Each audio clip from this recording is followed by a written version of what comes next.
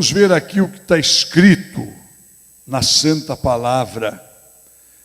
Capítulo 2, versículo 28 do profeta Joel.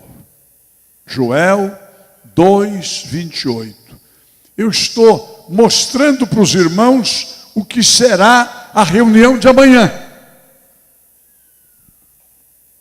E acontecerá depois que derramarei o meu espírito sobre toda a carne. Vossos filhos e vossas filhas profetizarão, vossos velhos sonharão, vossos jovens terão visões, até sobre os servos e sobre as servas derramarei do meu espírito naqueles dias. Versículo 32. E acontecerá que todo aquele que invocar o nome do Senhor será salvo. Digam glória a Jesus. Vamos aqui abrir um parênteses para fazer uma explicaçãozinha sobre esse texto que nós lemos.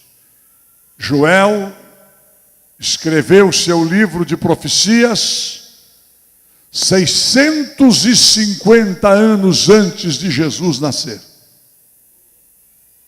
Hoje nós estamos lendo aqui o profeta Joel dizendo: e há de ser que naqueles dias eu derramarei do meu espírito sobre toda a carne. Isso foi escrito há 2.600 e poucos anos atrás. Primeira coisa que vamos aprender hoje é que naquele tempo, de vez em quando, uma pessoa recebia o Espírito Santo e profetizava. De vez em quando. De vez em quando vinha a palavra do Senhor para Isaías, para Ezequiel, para Daniel. Terminada a profecia, o Espírito Santo deixava aquela pessoa. E agora o profeta Joel, ele está escrevendo que haveria um dia, um tempo, uma época. Naqueles dias, vou derramar do meu espírito sobre toda a carne. Como é que esse pessoal ia entender isso naquela época, irmãos? Hoje eu estava ouvindo uma pregação minha no rádio de manhã, que eu fiz aqui algum tempo atrás, e tem muito a ver com isso. Volta no tempo, 2000 anos atrás. Se a gente pudesse, se tivesse a máquina do tempo, de vez em quando tem aqueles filmes, né, que é até interessante, a pessoa volta 500 anos atrás e vê aquele mundo todo diferente. Então vamos fazer de conta que nós voltássemos no tempo 300 anos, 400 anos. Aí você chegaria lá para aquele povo e ia explicar para eles o que era a televisão, o que era a internet. Primeiro que você não ia ter que dizer que você morava num outro momento da história. Você iria dizer: olha, vai existir um dia uma caixa que você vai ver o mundo inteiro ao vivo. As pessoas diziam: você está doido? Que negócio é esse? Aí você iria dizer: não, mas olha, vai ter um outro negóciozinho pequenininho que você vai botar aqui no ouvido e conversar com alguém que está lá no Japão, lá no outro lado do mundo. A pessoa diria para você: você está delirando. Foi quando Joel disse naquela época: vai ter um tempo que todos vão poder profetizar. Vossos filhos e vossas filhas profetizarão. Vossos mancebos terão visões. Vossos velhos terão sonhos. E mais, quando você lê aqui servo e serva, quer dizer escravo. E sobre todo escravo e sobre as escravas derramarei do meu espírito, diz o Senhor. O povo não podia entender isso, mas quando é que pode acontecer de escravo? O escravo naquele tempo não era dono nem da sua vida. Nem a vida ele era dono. Se um dono de um escravo o matasse, não era crime. Era só um prejuízo que ele levava. Veja como era. E agora, 2.600 anos atrás, o profeta Joel diz que escravo, escrava, homem, mulher, moço, todo que invocasse o nome do Senhor seria salvo. Louvado seja o nome do Senhor. Todo que invocar o nome do Senhor. Este pastor Seymour, ele era filho de escravos. Seus pais foram escravos até chegar à libertação dos escravos.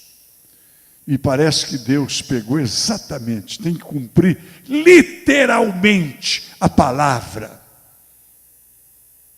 Literalmente. Um grupo de descendentes de africanos começa a orar, 7 pessoas, e o Espírito Santo é derramado e transforma o mundo todo. E esse poder alcança a minha vida, a sua vida, a nossa vida, a de todos nós. E aí entra, naquele período, quando a pastora Macpherson começou o movimento quadrangular, Jesus salva, batiza, cura, voltará. Ela foi mais ou menos uma pessoa que fez um meio termo. Os seus movimentos de cura divina reuniu milhares e milhares de pessoas. Ela tinha uma reunião no Ângelus Templo, que ainda tem as fotos da época. Ela marcou um dia na semana que era só para orar para doente incurável. E tem jornais da época que dizem que ali em volta, no Ecoparque, onde está o Ângelus Templo, é um templo para 5.000 lugares, naquela tarde que era dedicada à ministração, praticamente para doentes incuráveis, eram centenas de ambulâncias que vinham dos hospitais, trazendo pessoas em macas, pessoa com aparelho de oxigênio, pessoa com entubada, pessoa com o soro, e eram colocadas aquelas macas na frente do altar, um quadro, diríamos, dantesco. A maioria dos pregadores não gostariam de enfrentar um quadro desse. E jornalistas da época, que não eram crentes, eles dando a notícia como notícia. Teve um deles que disse o seguinte no seu jornal: eu não vi ali pessoas sendo curadas. O que eu vi foi praticamente ressurreição de corpos mutilados. Ressurreição de corpos mutilados. Aquelas pessoas todas que nunca iriam andar na vida, e de repente dezenas daquelas pessoas eram tocadas pelo Espírito Santo e curadas milagrosamente. Meu irmão, Deus ainda faz milagre hoje. Quem pode crer, levanta a mão. Quantos aqui já foram curados alguma vez por Jesus? Isso precisa continuar acontecendo. O nosso Deus não é Deus de 40 anos atrás, não. Não é o Deus da década de 70. Ele é o mesmo. Não é o Deus da Macpherson. Ah, que bom, se a dona Macpherson tivesse viva e viesse fazer uma campanha aqui em Belém. Que bom se o apóstolo Pedro pudesse passar aqui por Belém para andar nas ruas e a sombra dele sair curando doentes. Meu irmão, você e eu, nós somos os Pedros, os Paulos de hoje. Nós somos aqueles que Deus entregou a mensagem para falar da graça libertadora. Todo aquele que invocar o nome do Senhor será salvo. Qual era a grande perseguição contra a igreja nesse novo movimento pentecostal? Lá em Jerusalém, a perseguição era por causa do nome de Jesus de Nazaré, que eles tinham matado, que ressuscitou, e de repente aquela religião que parecia que tinha acabado, ressurgiu no dia de Pentecostes. E eles continuaram tentando destruir, mas quanto mais perseguiam, mais a igreja crescia. Depois houve aquele tempo que a igreja voltou a ser nada espiritualmente, cresceu, ficou rica, poderosa, tomou conta do mundo, mandava nos países, mandava nos reis, mas perdeu o poder. E lá na rua Azusa, Deus começou a mostrar para a igreja o reavivamento que chegou até nós e que não pode morrer. Não pode. Qual era, então, naquela época, 1922, 1930, quando a Aimee Macpherson fazia as grandes cruzadas? O que é que era tido contra os pentecostais? São exagerados. É um povo exagerado.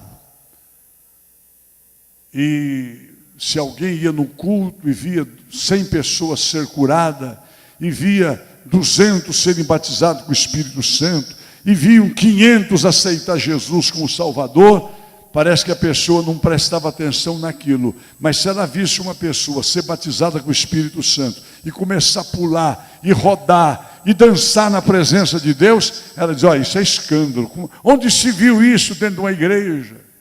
Meu querido irmão, a Bíblia diz que o Espírito Santo é dado para cada um para o fim proveitoso. Eu considero o batismo com o Espírito Santo como um choque elétrico. Um choque elétrico, ele produz reações diversas. Por exemplo, se eu tomar um choque de 110 volts, confesso, não vai fazer diferença. Para mim não, eu já tomei muitos. A gente fazia uma loucura que se fazia naquela época, quando eu mudei para a cidade, que como nós botamos luz em casa, não tinha. Eu tinha já 11 anos de idade, nunca tinha morado numa casa com energia elétrica. Vocês sabem que eu metia a mão naquelas duas chaves assim, fechava o circuito, para pegar na mão dos outros, e os outros tomar choque? Era 110 só. Mas tem pessoas que, se tomar um choque de 40 volts, ela dá um grito e pode até desmaiar. Não é verdade?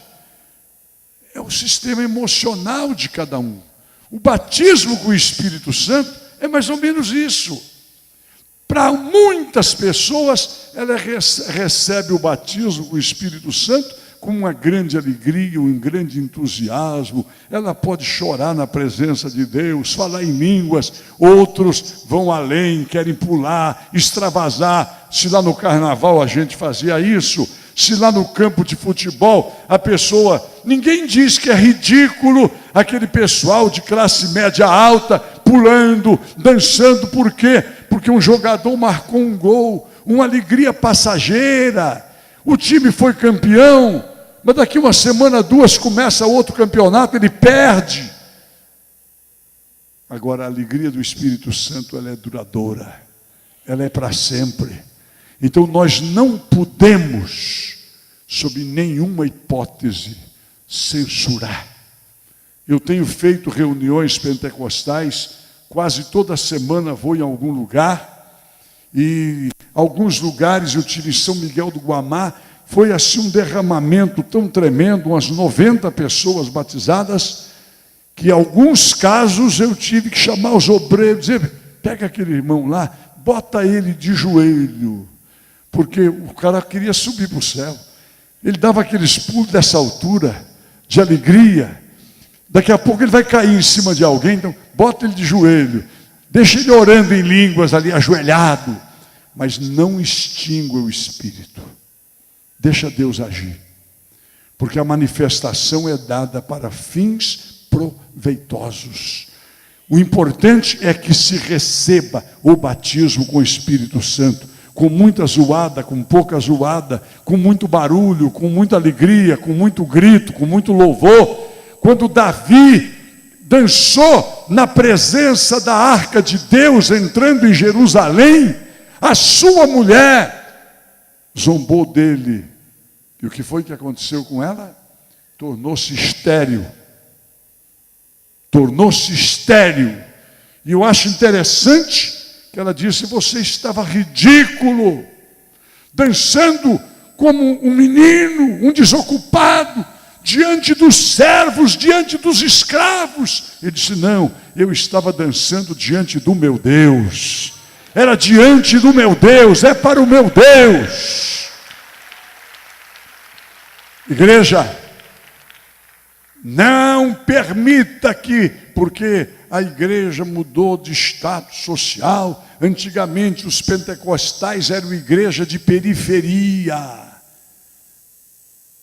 Eu acompanho desde menino as igrejas.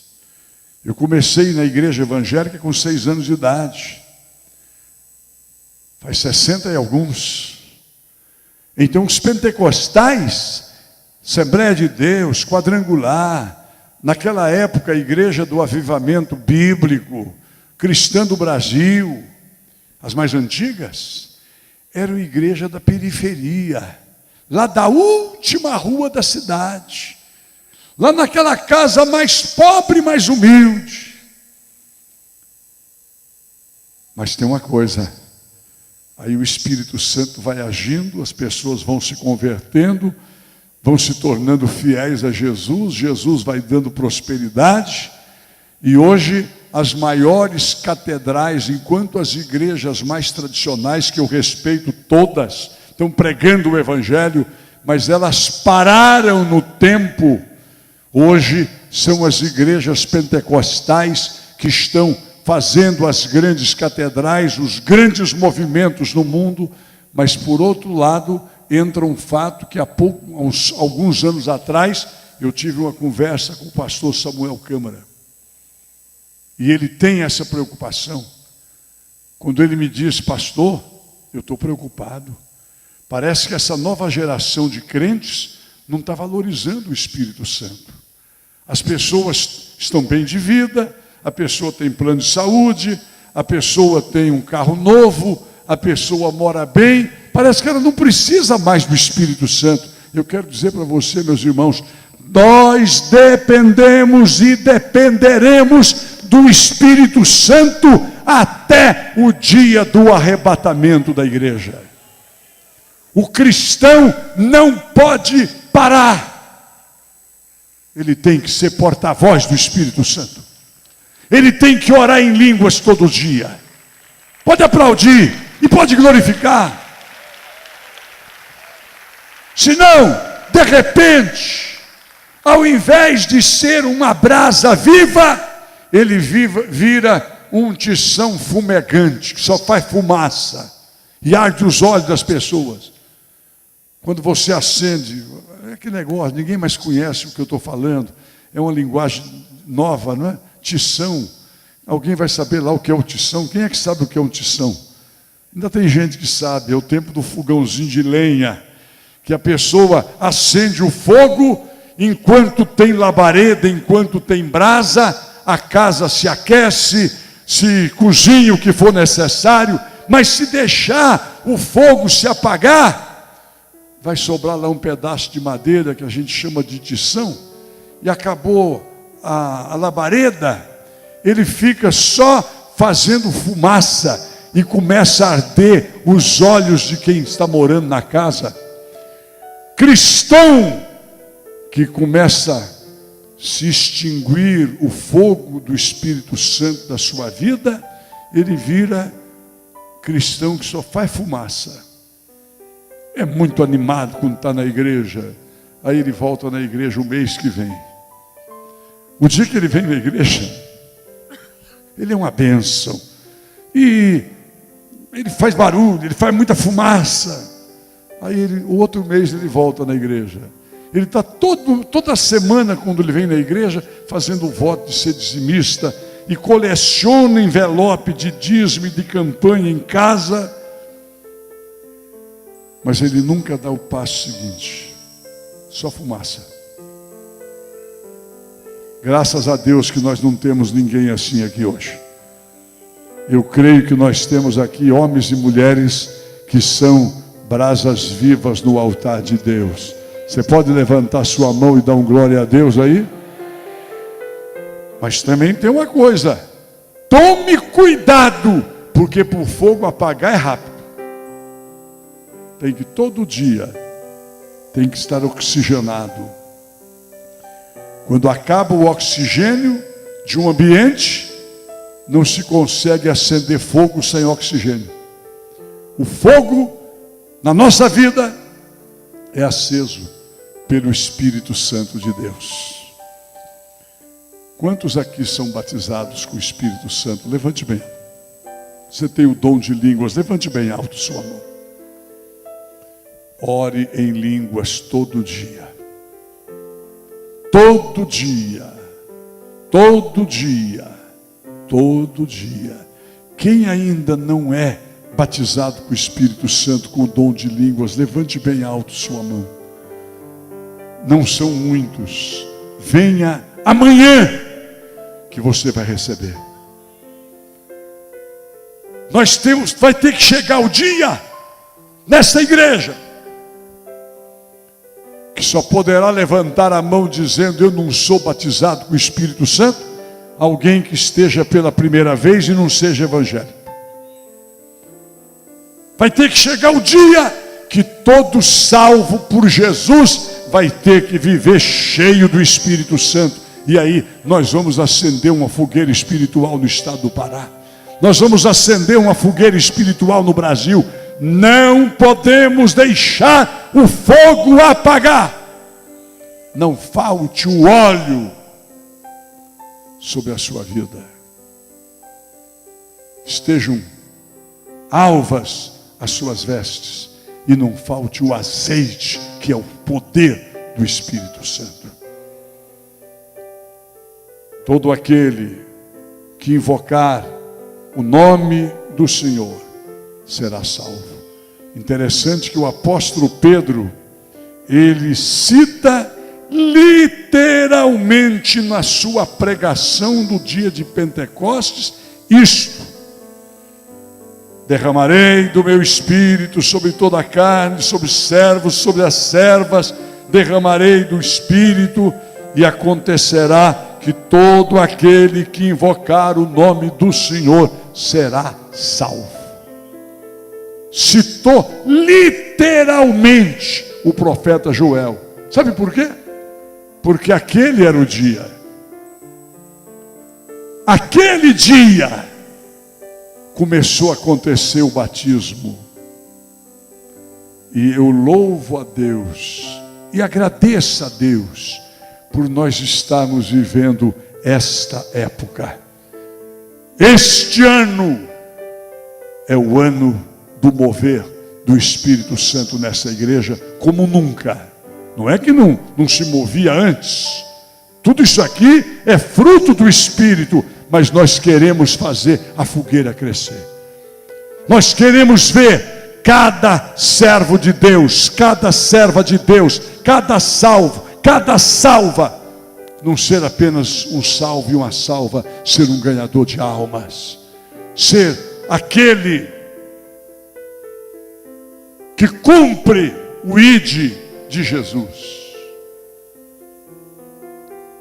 Presta bem atenção no que eu vou dizer. Talvez aqui não tenhamos ninguém pensando assim, mas é bom a gente ouvir para se vacinar. De vez em quando eu ouço crentes da Quadrangular, de outras igrejas, que dizem: a nossa igreja está muito atrasada, A igreja não faz nada pelo social. Aqui na Quadrangular você não pode falar isso. Porque nós, como igreja, estamos fazendo. Ainda ontem, sexta-feira, nós tivemos um fato que eu acho que é inédito, não posso afirmar, mas se pesquisar é inédito.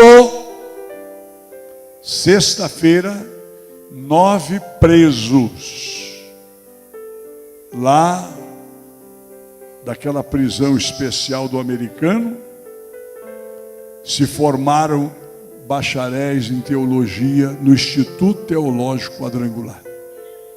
9. Mas como, pastor? Nós temos lá um coronel que é pastor nosso,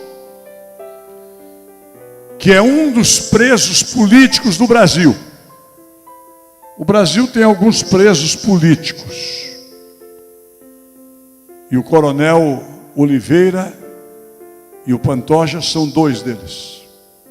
E se eu falo aqui, falo em Brasília, falo no rádio, falo onde for preciso. Precisavam achar um culpado para aquele desastre que aconteceu na curva do S em Eldorado dos Carajás. O coronel Oliveira não estava lá no dia. Ele estava em Parauapebas, quase 100 quilômetros de distância. Ou aconteceram erros estratégicos? Sim, mas não ele. No fim, pegaram 2 para pagar por um erro histórico, que se fosse um pouquinho mais além, teria que responsabilizar aqueles que ficaram lá à noite, alguns políticos que ficaram a noite toda dando cachaça para aqueles coitados. E quando a polícia chegou, estavam todos embriagados. E aqueles líderes políticos da região disseram: vamos dar um pau na polícia. E mandaram, mas eles não foram juntos. Eu acompanhei de perto. Pois o coronel Oliveira, ele se converteu, se tornou pastor da Quadrangular e agora ele está cumprindo uma parte da sua pena, preso político, um crime que ele não cometeu, nem de responsabilidade. E a única palavra que eu pude dar para ele, porque tem certas horas, irmãos, que é difícil de você dizer uma palavra para alguém. Eu me recordo, alguns anos atrás, nós tivemos uma pastora nossa que teve uma filha assassinada barbaramente. O que é que você tem para dizer nesta hora? Não tem. Eu disse: irmã, a única coisa que eu posso te dizer é que eu vou orar por ti, para Deus confortar o seu coração. Mas para o coronel Oliveira eu tive uma palavra. Eu fui visitá-lo e eu disse: coronel, eu acho que Deus está precisando do senhor aqui um tempo. Deus está precisando do senhor aqui. Deixa Deus te usar. E quase a totalidade daqueles presos se converteram. Ele formou as células, e lá tem uma grande vantagem que ninguém falta na célula. Ele faz os cultos e frequência 100%, ninguém falta nos cultos. Mais da metade, 70% se converteu. E aí aquelas pessoas que se converteram quiseram melhorar seus conhecimentos. Ele abriu o Instituto Teológico e sexta-feira 9 se formaram pastores, ou seja, bacharel em teologia, se preparando para o ministério. É o que o Espírito Santo está fazendo. Mas alguém, a igreja não faz pelo social. Eu estava até ouvindo hoje o pastor Carmona no programa dele, E o Valber Duarte entrou no ar e disse: pois olha, ontem nós fomos visitar Jesus, porque Jesus falou que quando alguém visita um preso, visitou ele. Quando alguém visita um hospital, visita um doente, visitou Jesus.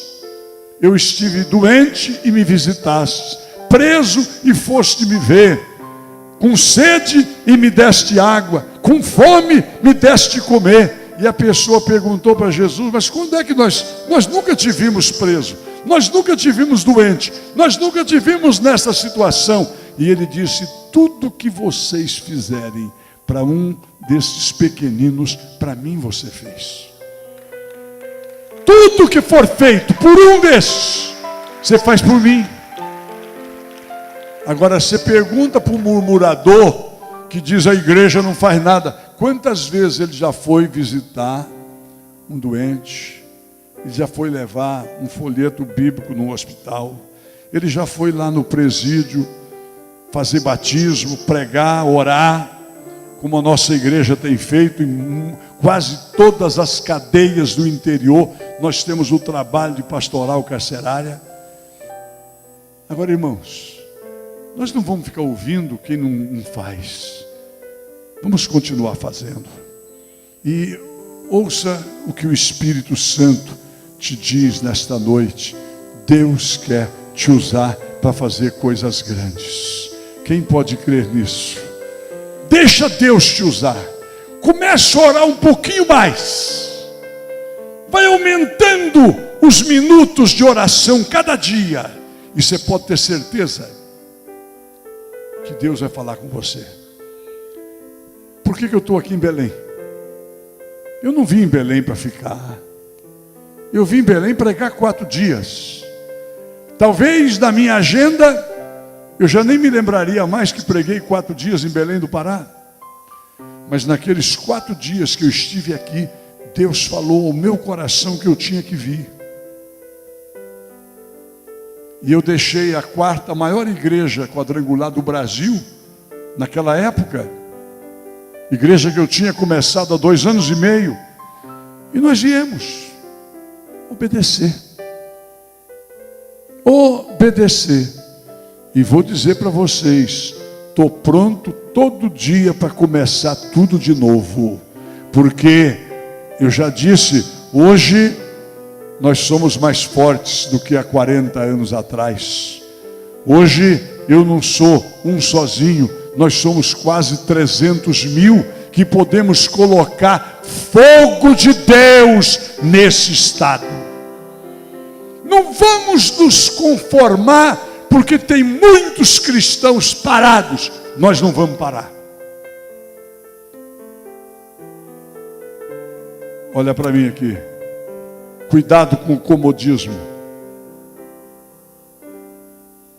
O comodismo é sócio do fracasso. Eles andam juntos. Não deixa.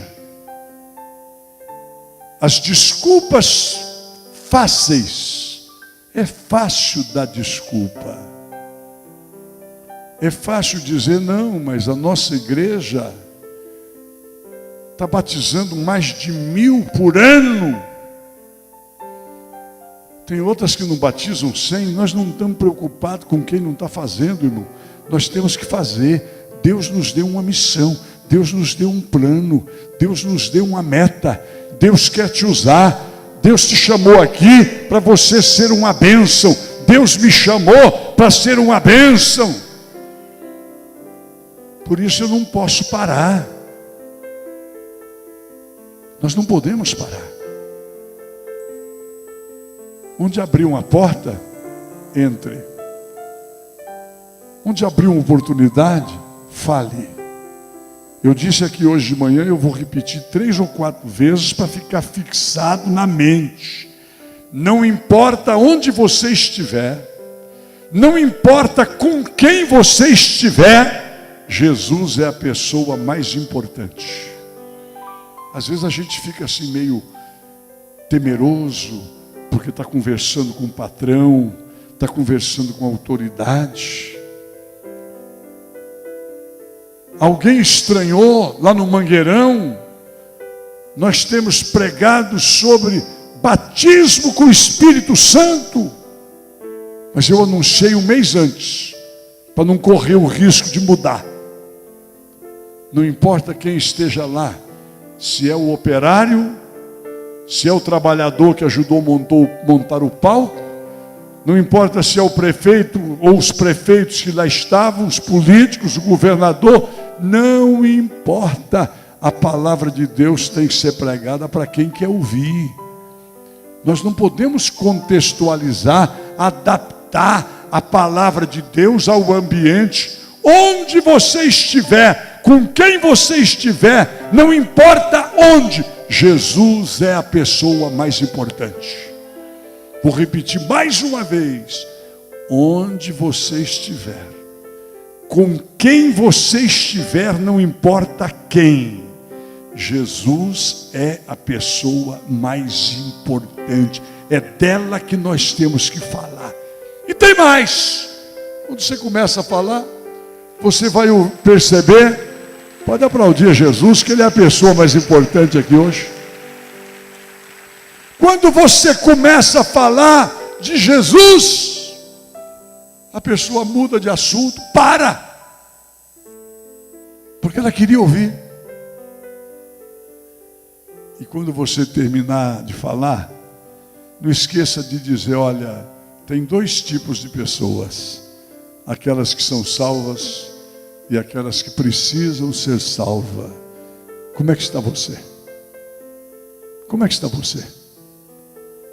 Muitos vão dizer: eu preciso. Aí faz a oração com ele do pecador arrependido, para ele confessar Jesus como Salvador. Que Deus nos abençoe. O fogo vai cair.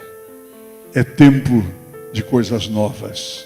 Eu quero ainda viver um tempo muito melhor do que este, quando nós vamos ver Belém ser sacudida pelo poder do Espírito Santo através de vocês. Vamos colocar-nos em pé. Quem é que pode dizer: Jesus, eu estou nessa, conta comigo? Você não falou, só levantou a mão. Diga assim: Jesus, conta comigo, eu estou nessa, eu vou ser uma bênção, eu vou ser uma bênção, eu quero abençoar a minha rua, a minha casa, os meus vizinhos. Levante as mãos e comece a clamar pelo poder do Espírito Santo. Pastor Luiz, levante as mãos e comece a clamar pelo poder do Espírito Santo. O diaconato pode se preparar para a Santa Ceia. Levanta bem alto as suas mãos, meus irmãos. E agora a sua voz, é hora de você sentir este poder pentecostal. Você é pentecostal. Levanta a voz, glorifica o Espírito Santo. Senhor, obrigado por tudo que ouvimos, por tudo que o Senhor trouxe ao nosso coração nesta noite. Te engrandecemos e te bendizemos por tudo quanto o Senhor tem feito, tem realizado, por todos os frutos que estão sendo produzidos pela tua igreja. Aviva cada vez mais o coração de cada um de nós. Aviva cada vez mais o coração da tua igreja, através das ferramentas que o Senhor nos outorga a usar, como as células.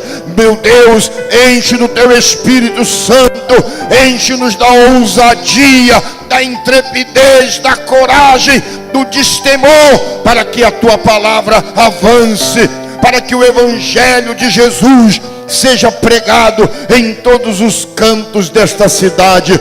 Te glorificamos e te exaltamos, Senhor. Amanhã aqui estaremos, Senhor, para vivermos mais uma experiência pentecostal, para vivermos mais uma experiência gloriosa do teu Espírito Santo. Aqui estaremos, Senhor, para receber poder, mais unção, para vivermos um grande avivamento.